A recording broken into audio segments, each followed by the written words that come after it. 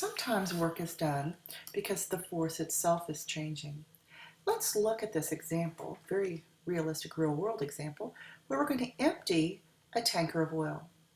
And we know it's a spherical tank with radius 8 feet, and it's half full of oil, and the oil weighs 50 pounds per cubic foot. And we want to find the work required to pump the oil through a hole in the top.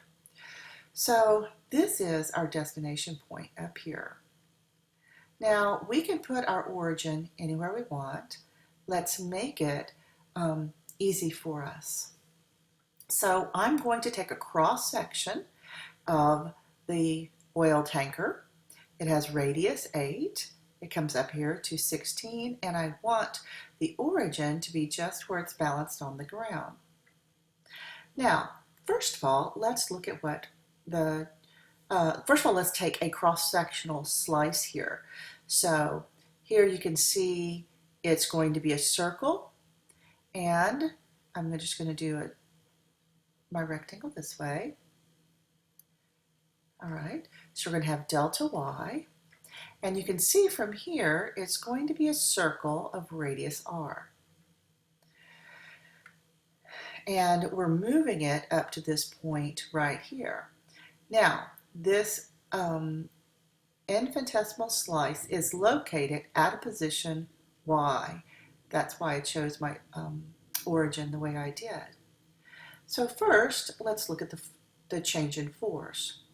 What is delta F going to be for this slice of the oil tanker? Well, this is just going to be the weight of the slice.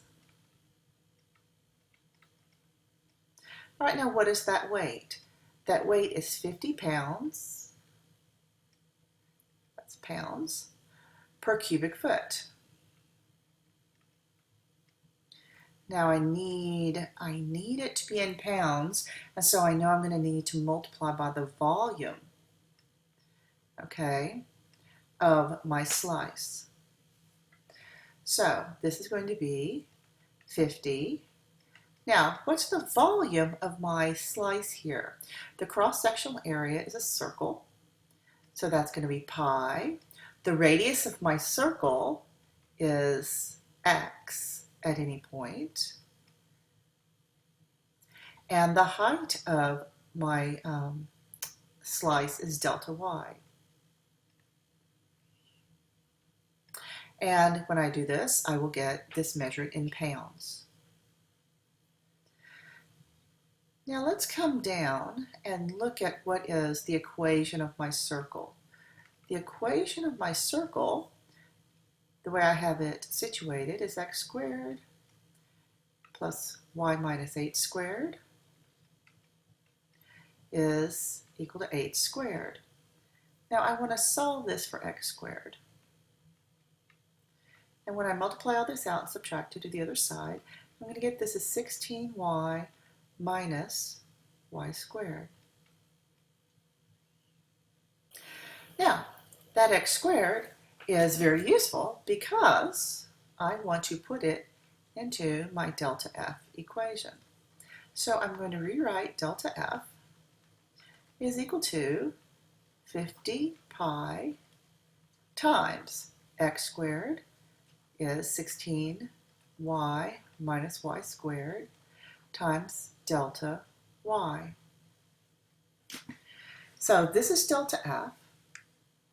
Now I need to look at the distance, the vertical distance my slice is going to travel.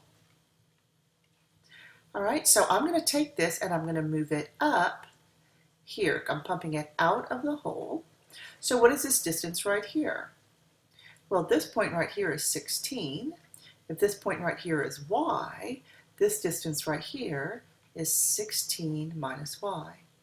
So the distance this is going to travel is equal to 16 minus y.